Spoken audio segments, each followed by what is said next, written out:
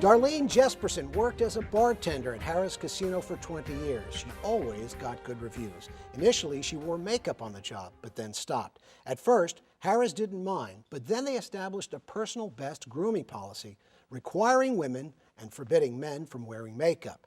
Jesperson didn't put the makeup back on. She lost her job and filed a sex discrimination suit. Representing the employee's position is Philadelphia attorney Alice Ballard. For the employer, attorney Anthony Harrah of Blank Rome. Now, this is an actual case decided by a high federal court. The central question is, does an employer have the right to tell an employee that she has to wear makeup on the job? You're the judge, you decide.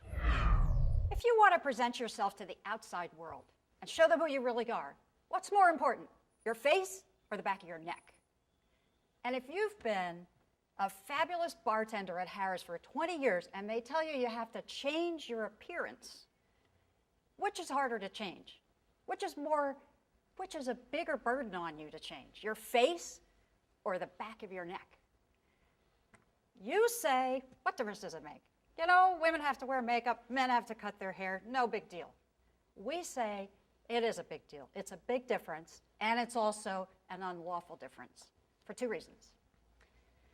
An employer is not allowed to treat women differently based on a stereotype, a sexual stereotype.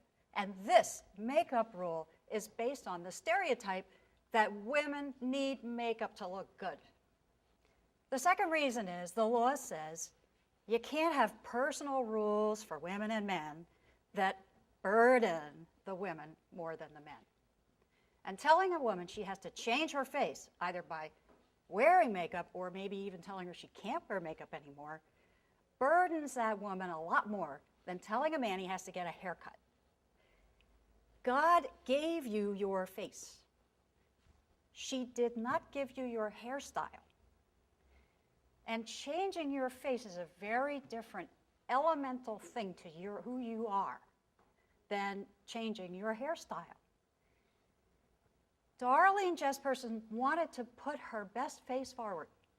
She wanted to show her customers that she's accommodating, that she's competent, that she has confidence in her work, and they're going to have a good time when she's bartending for them. And she wants to do it without makeup. And after 20 years, she should be able to. Alice, I know that you want to make this case about stereotyping, but it's not about stereotyping. This is about a program, the personal best program that Harrah's put out, that creates a uniform standard applying to males and females equally of excellence for guest services, because that's the business. And your client claims that discriminates against her on the basis of gender. Well, it doesn't. She's making the claim because she doesn't want to do what other women are willing to do under that policy. And she makes this claim even though she was given an opportunity, if she wanted, to do a different job that didn't have those requirements. And what are the requirements? They're not stereotype. They are content-driven. There are rules that apply to men. Men have to do certain things, like they can't have ponytails. They have to have their hair cut short. Those are rules that apply to men. Each person who works there, male or female, has to have a body that is well-toned. It's an appearance-based program. And you know well that the law is very clear on this, that appearance is not an immutable characteristic like someone's sex or someone's race. It can be changed. And if it can be changed, it's not protected by the law. You can make up rules so long as they have a valid business reason and so long as they don't create an unequal burden upon men and women. And in fact, in this case, there is no evidence that's been presented to the court that suggests that the burden on this particular individual to wear makeup was greater than the burden on men to comply with the rules that were imposed upon them. Anthony. And for that reason, clearly you lose. Anthony, you know the law in this circuit is that a personal rule that applies differently to women and men, even though it's about an immutable, not immutable characteristic, can be sexually discriminatory. You know that it's unlawful to say women have to wear contacts while men can wear glasses. You know that. That's what the law says, and that's what we're working with here. This is the same kind of case. And the burden on women has nothing to do with whether they have to go out and buy makeup. and put it on, spend 10 minutes doing that. That is not the burden. The burden is the deep personal burden on them is you have to change your face.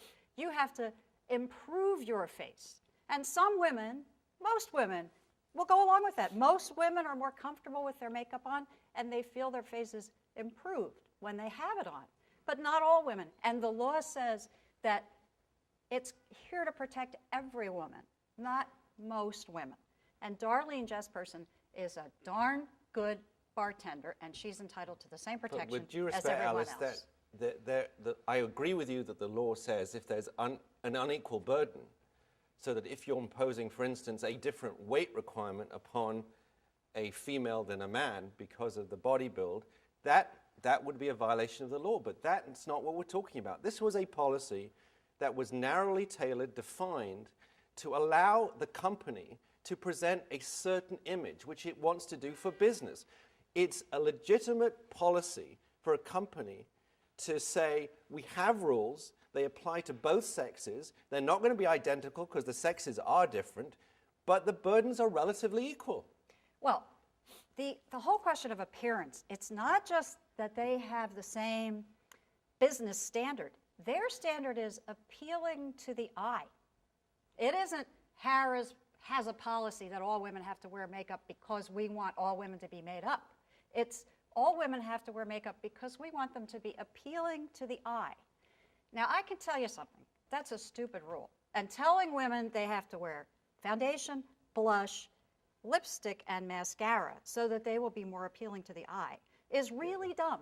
If you let women decide how to make themselves look more appealing to the eye, they're going to do a better job of it than management telling them they have to wear foundation, blush, lipstick, and mascara. Whether it's a good idea or a bad idea is not the issue. The issue is whether it's unlawful. And we can debate whether it's a good policy or not. But the underlying point is that an employer can set some policies on appearance. And if they don't have an undue burden, then there's nothing wrong with it. And there are limits to the law. There's at some point where the law needs to stop interfering with the rights of people to decide how they want to either run their business or individually to appear. But there's two ways the law is going to look at this. There are two tests it has to pass. Not only, number one, does it impose an undue burden, but even if it doesn't, number two, is it based on a sexual stereotype or not? And the stereotype that all women need makeup to be so that their appearance is appealing to the eye is a sexual stereotype. It's based on an idea in our society that women are supposed to make up to improve their appearance. That's a completely false logic, because if you extend that argument, this is the result, and I think anyone would agree that this is a silly result. If you take that argument, then a man that doesn't want to comply with this policy and wants to wear makeup should be entitled to wear makeup. Because if you say you can't wear makeup, you're being accused of the same stereotyping. That is, you don't think males should wear makeup. And that's not the point. The point is here, you want people to come in to the business, to the casino. You want them to use the guest services. You want them to have people that have an appearance that is polished and well-groomed. Polished and well-groomed. That was the basis for this policy. It's not a stereotype. Well, remember that Darlene Jesperson got fabulous reviews over 20 years from the customers, not just from her own management, who said she was doing a great job, but for the customers who said, yeah, she's a good bartender. I liked having her. I'd like to come back. She's obviously got, she is living proof of the fact that this stereotype doesn't necessarily apply to every woman. Not every woman's face is going to be improved by the application of makeup. Not every woman's appearance, that's what they're trying to get, appearance is going to be improved by the application of makeup. And not only that, getting back to my point about the face is so important to us. The face is what you show to the world. And these men are allowed to have beards on their face.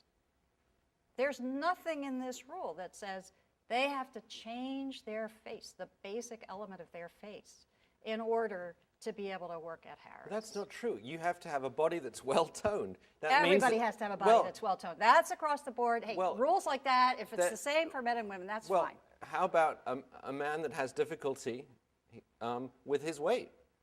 Isn't that same a burden? for women? Any rule that's across the board, no matter how lousy a rule it is, that's, the law doesn't care.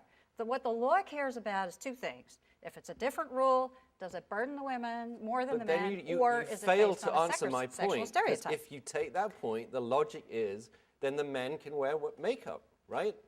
I don't know about the logic. The law isn't about logic. The law is about experience. You show me the case where the man is suing Harrah's because he worked for 20 years as a great bartender, then he started wearing makeup, and he got fired. Harrah's wasn't saying this Where is this man? Harrah's wasn't saying this wasn't a good employee. They're saying she's a great employee, which is why when she said she didn't want to wear makeup, they said, okay, apply for another job where that rule doesn't apply. She chose not to do that. Yeah, she doesn't which is want an to irony bus of this tables. case. She doesn't want to, there are lots of jobs at Harrah's where you don't have to wear makeup. This is her job. This is what she's good at. The real point is that for her to bring the case, she had to come forward with real evidence that this imposed an undue burden. And she didn't do that. And your point about appearance and makeup doesn't make sense because it's not gender discrimination, because what is different about her is the way she wanted to appear versus other women. The court below really got this wrong about the undue burden. They looked at undue burden as how much money you have to spend to put on makeup and how much time you have to spend putting on makeup. That is not the point. The point is, what does it do to you as an employee to have to change your face, whether it's putting on makeup or taking off makeup? And Anthony, the point you made, why can't Harrah's make her behave like all the other women? There you have it. Why can't we apply our sexual stereotype to her? You start talking about her having to behave like other women, I win the case, because now you're talking stereotypes. We are not talking stereotypes. We're talking about a uniform policy that applied to men and women, that had components for each, that is nothing to do with anyone's gender. And in fact, this case is about a woman that decided she personally wanted to exempt herself from the policy that applied uniformly to anyone else. Harrah's legitimately thought that having the right image for its business, and they're in the hospitality business, was the right thing to do. And the law requires your client to come forward with evidence that not she individually, but that women as a class, through this policy that applied to everybody, were put to a greater burden. She hasn't done so. There's no evidence to that effect. And this ultimately means she doesn't have a case. This is a uniform policy, and it's nothing to do with gender. So how did you decide? This case is from the Ninth Circuit, one step below the U.S. Supreme Court. This court noted that Harrah's personal best policy not only addressed makeup issues, it also required women to tease, curl, or style their hair every day. Men had to keep their hair short. So the court said employers can have different appearance standards for men and women as long as the standards apply an equal burden on both sexes. Verdict for the employer, Harrah's. The case has not been taken up by the U.S. Supreme Court, but the Ninth Circuit will revisit the issue.